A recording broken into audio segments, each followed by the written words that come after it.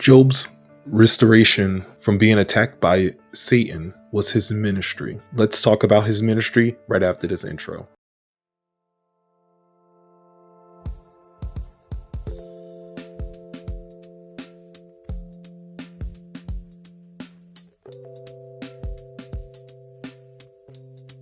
When God gives you that peace, you will rest in his security, his protection, his comfort, his love.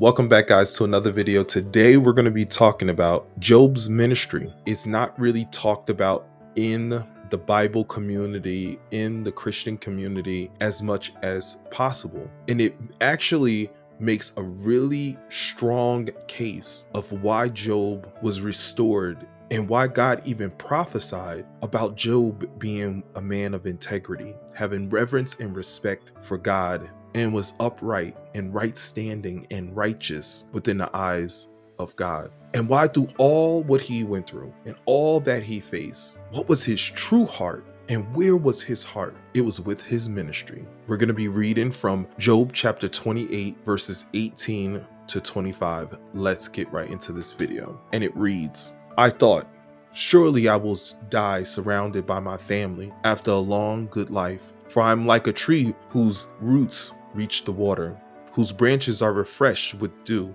New honor are constantly bestowed on me, and my strength is continuously renewed. Everyone listened to my advice. They were silent as they waited for me to speak. After I spoke, they had nothing to add, for my counsel satisfied them. They longed for me to speak as people long for rain. They drank my words like a refreshing spring rain. When they were discouraged, I smiled at them. My look of approval was precious to them. Like a chief, I told them what to do. I live like a king among his troops, and I comfort those who mourned. That is God's holy word. What we're going to see here in 18 to 20, Job longed for a bright future. We see these words come alive in verses 18 to 20. A long life with his family all around him, a fruitful and prosperous life he was looking for, that he was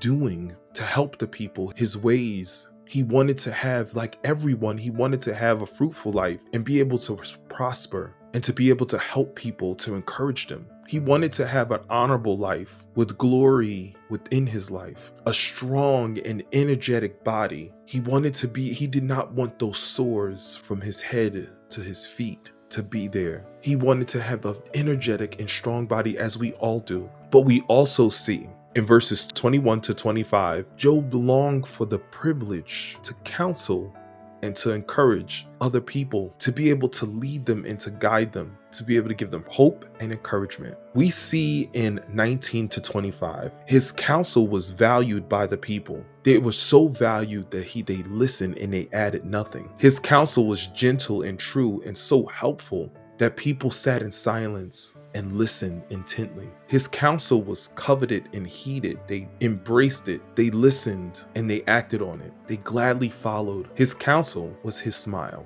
and the light of his life and the light of his face. He encouraged the people and gave them so much hope and confidence, and in hope, by giving the people what God had given him, wisdom. His counsel helped people make wise decisions because God gave him that wisdom, and he used that to help people. But not only did he use his wisdom to help people make wise decisions, but he stirred a great comfort and hope within them. Stirring a great hope and comfort within them is when things does not look good, when they are mourning over so many things that life has thrown about them. Job used his gift. He used his gift to make them feel comfortable, to give them hope, to give them confidence, to encourage them, to give them that fresh and beautiful smile. I believe that smile on his face, that light on his face, revealed Jesus Christ to him and to the people that seen. That's what we do as believers and followers. Believer and follower. We have both titles, a believer and follower. I believe that Jesus Christ was shining through Job. I believe that Job was restored because God scanned his heart and seeing that he longed for the ability to counsel others again, to help people. And not only did Jesus restore all in twofold back to Job, and I believe that Job used that to be able to counsel others and given a long life, where he did end up dying with his children and his grandchildren by his side. The very thing that he yearned for, that he longed for, that was in his heart, that in which God had granted to him. As believers and followers, we are charged with to bring forth our ministry, the true things from our heart, and give service to God's people, to be able to help them and to guide them.